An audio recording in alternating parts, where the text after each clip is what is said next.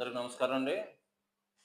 ఈరోజు పునర్జీవ hospital new series కింద చేస్తున్నాము. ఈరోజు సబ్జెక్టు నడుము నొప్పి. ఈ నడుము నొప్పి ఎందుకు వస్తుంది, వీళ్ళు నడుము నొప్పి ఎంత బాధపడతారనేది మీకు పూర్తిగా వివరంగా చెప్తాము.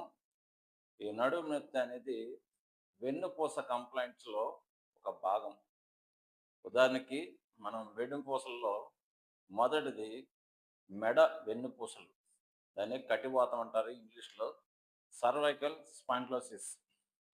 ఇక్కడ సెకండ్ పార్ట్, రెండు చేతులు అంటే వెనకాల రెండు రెక్కల వెనకాల వచ్చేదాన్ని లంబర్ స్పాండిలైటిస్ అంటారు. వీపు మధ్య భాగం వచ్చేదాన్ని లంబర్ స్పాండిలోసిస్. ఇక మూడోది వచ్చేది L4, L5 రీజన్, అంటే మూడో భాగం. అది మన స్పైన్లలో 4 భాగాలు ఉంటాయి, మూడో భాగమే L4, L5 రీజన్.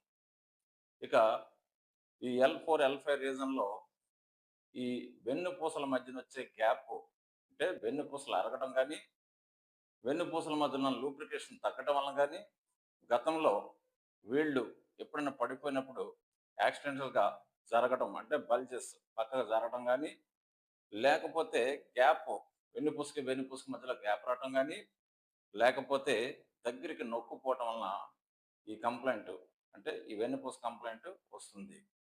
ఇది మెయిన్ ఏంటంటే వీళ్ళు కూర్చోలేరు, నుంచోలేరు, టాయిలెట్స్కి వెళ్ళినా చాలా కష్టపడతారు, ఏ బరువు మొయ్యలేరు వీళ్ళు. దీనికి మెయిన్ రీజన్ ఏంటంటే ఈ వెన్నుపూస మెడ దగ్గర నుంచి మనకి ఈ కింద ఎస్ సెక్షన్, అంటే యానస్ వరకు ఉండే ఈ వెన్నుపూస, ఈ వెన్నుబాములో బ్లడ్ సర్క్యులేషన్ అనేది ఆబ్స్ట్రాక్షన్, అంటే రక్తం సప్లై అవ్వదు. దాని గురించి వీళ్ళు బాధపడుతుంటారు. సో ఈ వెన్నుపూసకి అంచొప్పు కూడా ఏంటంటే L4, L5 రీజన్లో వచ్చిన ఈ నడుము నొప్పికి వాళ్ళకి ఎక్కువ రెస్ట్ అవసరం. ఇది ఆపరేషన్తో పరిష్కారం కాదు. ఇక ఈ నడుము నొప్పితో రెండో కంప్లైంట్ ఏంటంటే, ఈ నడుము నొప్పి ఎక్కడైతే భాగం వస్తుందో దాని కింద నుండి రెండు కాళ్ళకి, అంటే మన యొక్క బటక్ నుంచి వెయిన్స్ వెళ్తాయి. Main vein lumbar vein. ఈ లంబర్ వెయిన్ బ్లడ్ సర్క్యులేషన్ అవ్వదు. దానికి కారణం ఏంటంటే, గతంలో ఎప్పుడన్నా వీళ్ళు పడిపోయినప్పుడు ఆ యొక్క ఈ సయాటిక్ వెయిన్ అని ఉంటుంది. అంటే ఈ కాలుకి ఒకటి, అంటే లెఫ్ట్ సైడ్ రైట్ సైడ్ ఒకటి, రెండు వెయిన్స్ ఉంటాయి. ఆ రెండు వెయిన్స్లో ఏది బ్లాకేజ్ వచ్చినా వీళ్ళకి బ్లడ్ సర్క్యులేషన్ అవ్వదు. బ్లడ్ సర్క్యులేషన్ అవ్వనప్పుడు వీళ్ళకి జరిగేది ఏంటంటే, ఈ వాత దోషం, పైత్య దోషం, కపదోషం, ఈ త్రిదోష సిద్ధాంతంలో ఎక్కువ వాతము పైత్యము ఎక్కువైనప్పుడు వీళ్ళకి ఈ నరము ఉబ్బుతుంది. అంటే దట్టు ఇన్ఫ్లమేషన్, వాపు వస్తుంది. అప్పుడు వీళ్ళకి ఈ యొక్క కాలు భాగము లోపల బిగిసిపోయినట్టు అయిపోయి బ్లడ్ సర్క్యులేషన్ అనేది నేరో అయిపోయి ఎక్కువ వెళ్ళదు. అంటే ఫుల్గా రక్తం, అంటే ఫ్రీ సప్లై అవ్వదు. తద్వారా ఏమవుతుందంటే ఒక కాలు బొటన వేలు దాకా వీళ్ళు ఆ బ్లడ్ సర్క్యులేషన్ ఒక పెయిన్ వస్తుంది. ఆ పెయిన్ ఎలా ఉంటుందంటే వీళ్ళు నిద్రపోలేరు, పడుకోలేరు, నుంచోలేరు, నడవలేరు. నరకం అంటే ఏంటో వాళ్ళకి రాత్రిపూట ఈ పెయిన్‌తో వాళ్ళు చాలా బాధపడతారు. ఇది సయాటిక్ పెయిన్ అంటారు. దీన్నే ఆయుర్వేదంలో ఉదరసి వాతము, అంటే యానస్ భాగం, వీడు ఈ ఉద భాగం పక్క నుంచి వెళ్తుంది కాబట్టి దీనికి ఒక పేరు పెట్టారు.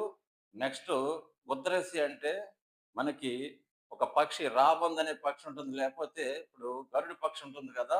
అది ఒంగుని ఎలా నడుస్తుందో ఆ విధంగా ఈ కంప్లైంట్ వచ్చినోళ్ళు నడుస్తారు. అంటే కొంతమంది డాక్టర్లు ఉదాహరణ చెప్తారనమాట.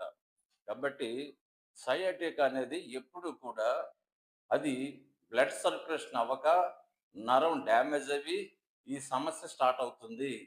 దీనికి మెయిన్ రీజన్ ఏంటంటే L4, L5 దగ్గర నుంచి ఈ సయాటిక్ వెయిన్‌కి బ్లడ్ సర్క్యులేషన్ రాక ఇది చాలా ఇబ్బంది పెడుతుంది. దీనికి ఆపరేషన్ పరిష్కారం కాదు. అయితే దీనికి ఎక్కువ సేపు రెస్ట్ తీసుకోవాలి. ఇలా బెడ్ రెస్ట్ తీసుకోవాలి. బరువైన పనులు చేయకూడదు. టోటల్‌గా వెన్నుపూస కంప్లైంట్ వచ్చిన వాళ్ళకి మెడ పూసలు, లంబర్ సెక్టర్ అంటే రెండు చెక్కలు, రెండు చేతులు, అంటే రెండు రెక్కల మధ్యలో భాగం, next L4 section, next S section, అంటే ముడ్డు పూసలు అంటారు దాన్ని. అంటే కిందకెళ్ళే భాగం. ఈ 4 సెక్షన్స్‌లో ఏ సమస్యొచ్చినా వెన్నుపూస కంప్లెయింట్ చాలా బాధిస్తుంది. వెన్నుపూస కంప్లెయింట్ వచ్చినోళ్ళు ఏ పని చేయలేరు. వాళ్ళు కూర్చోలేరు, ఒంగోలేరు, నడవలేరు, ఏ పని చేయకూడదు. బరువు పని చేస్తే ఉన్న వాళ్ళకి ఈ చేతులు, కాళ్ళు వదిలేయటం జరుగుతుంది. అంటే తిమ్మిర్లొస్తాయి. తిమ్మిర్లొచ్చిన తర్వాత తిమ్మిరంటేనే బ్లడ్ సర్క్యులేషన్ లేకపోవటం. ఈ విధంగా వాళ్ళు ఈ వెన్నుపూస కంప్లైంట్స్‌తో చాలా బాధపడతారు. దీనికి ఆయుర్వేదిక్‌లో చక్కటి మందులున్నాయి. దీన్ని పూర్తిగా నివారించుకోవచ్చు. కానీ ఆపరేషన్ చేయటం వల్ల సయాటికా ఎప్పుడు కూడా మీకు పూర్తిగా తగ్గదు. ఇది నిజం. ఆయుర్వేదంలో వాత, పిత్త దోషం ద్వారా వచ్చే ఈ సయాటికా కంప్లెయింటు, ఈ ఇన్‌ఫ్లమేషన్ ఇదంతా పూర్తిగా తగ్గడానికి ఆయుర్వేదంలో చక్కటి మందులున్నాయి.